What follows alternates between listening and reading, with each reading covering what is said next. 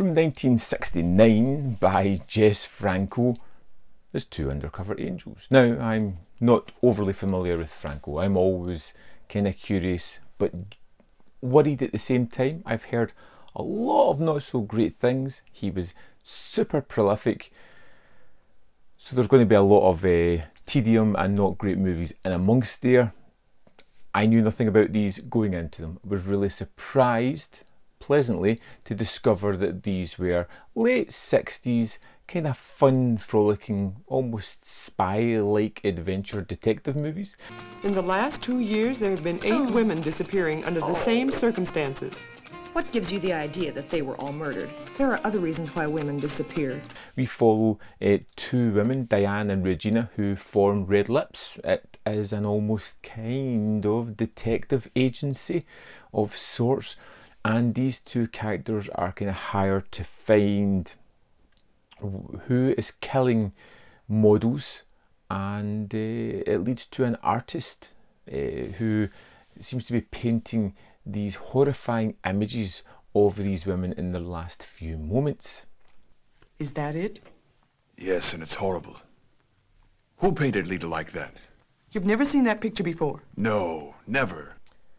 And it's really kind of fun and breezy. It has a feel of something like In Like Flint, that kind of Coburn movie from the similar era. It has that easy breezy, just kind of fun nudge and wink at the viewer camera.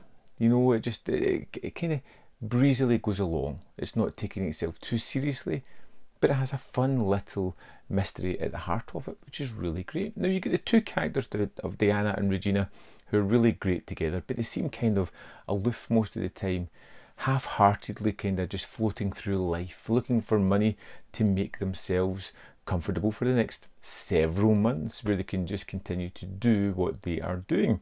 They're two confident, fairly strong women who are quite smart in deciphering what exactly is going on.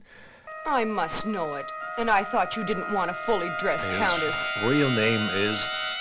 Oh! Come on, after him!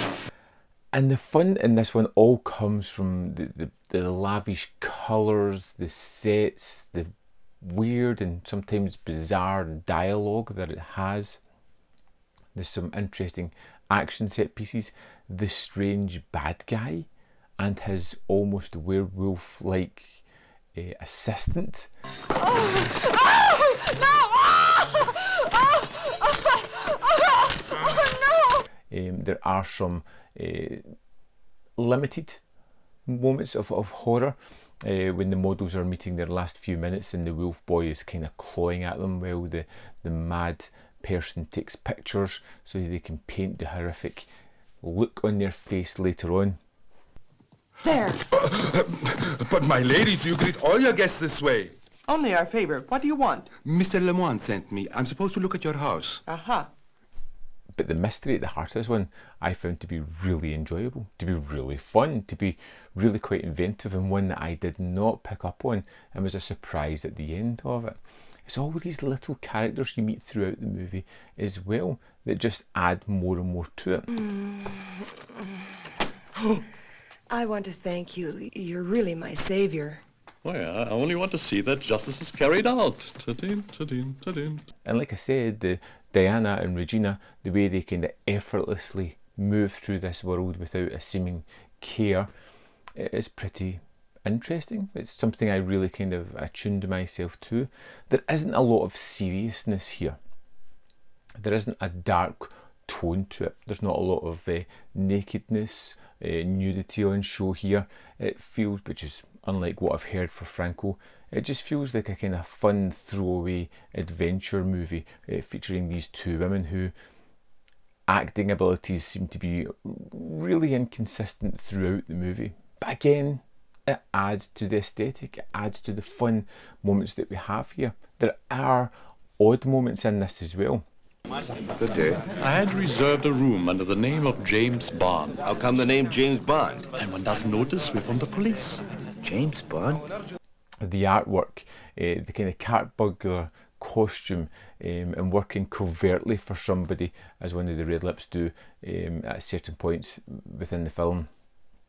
But it's really well constructed. And I love a lot of the sets and the way it's put together and the way it does build suspense at certain moments. The reveal at the end came from, well, nowhere, but the information was all there to pick it up if you were paying super attention. I wasn't, obviously, so I kind of missed out on that.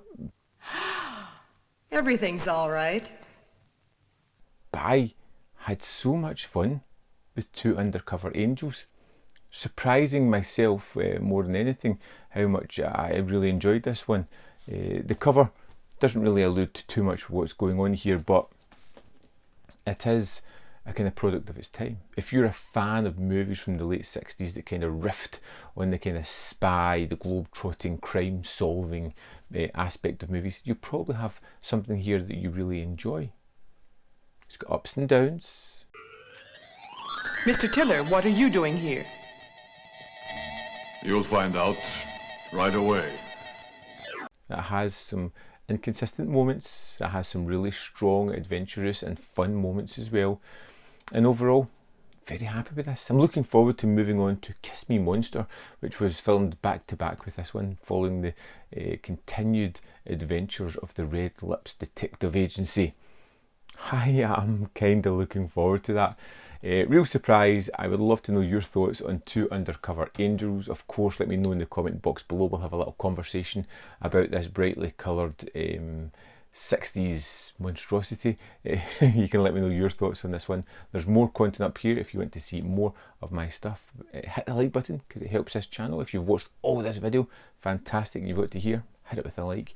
And don't forget, in the description box are links to Patreon membership program where you can help support this channel, which would be amazing. Thanks for watching, and I'll see you next time on Man v Film.